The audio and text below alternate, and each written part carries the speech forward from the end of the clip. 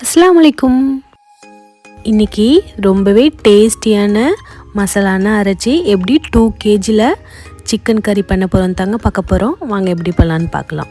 அதுக்கு 4 பெரிய வெங்காயத்தை இதுமாரி கட் பண்ணி வச்சுருக்கேன்.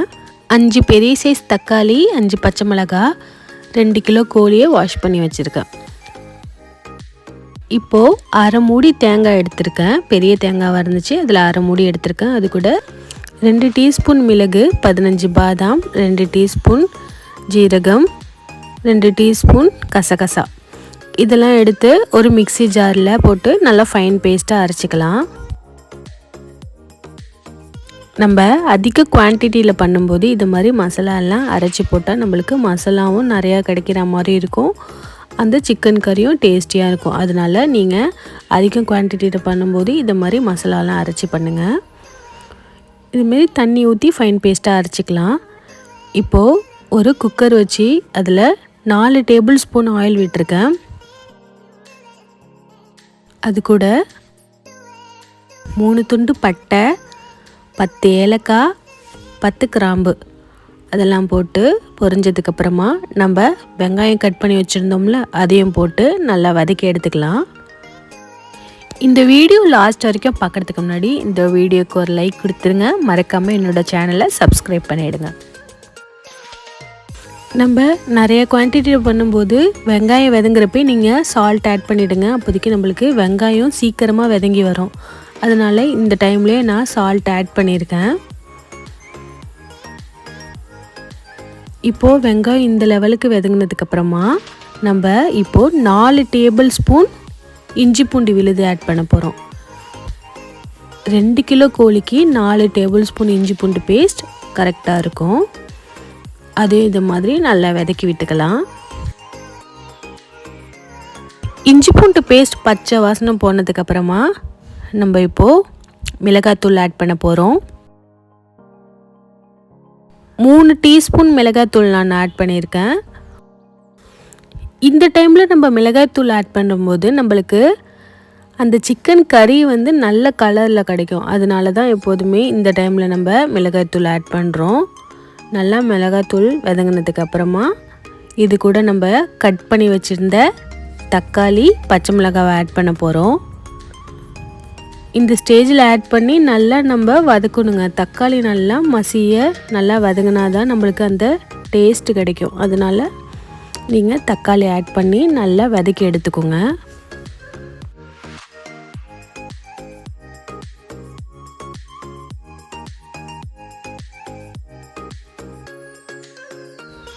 இப்போ பாருங்கள், தக்காளிலாம் நல்லா மசிய வெந்துடுச்சு. இந்த டைமில் நம்ம 1 கப் தயிர் ஆட் பண்ண போகிறோம்.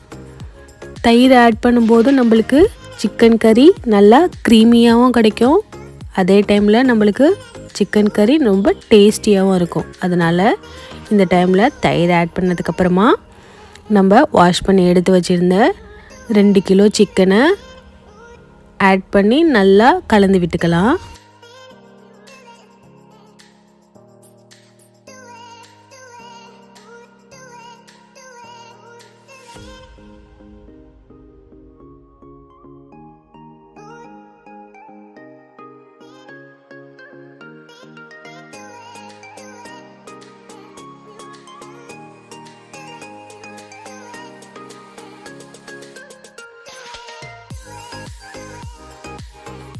இதை மாதிரி அந்த எண்ணெயிலேயே நல்லா வதக்குனதுக்கப்புறமா நம்ம அரைச்சி வச்சுருந்த அந்த தேங்காய் விழுதை இப்போ ஆட் பண்ணிக்கலாம்.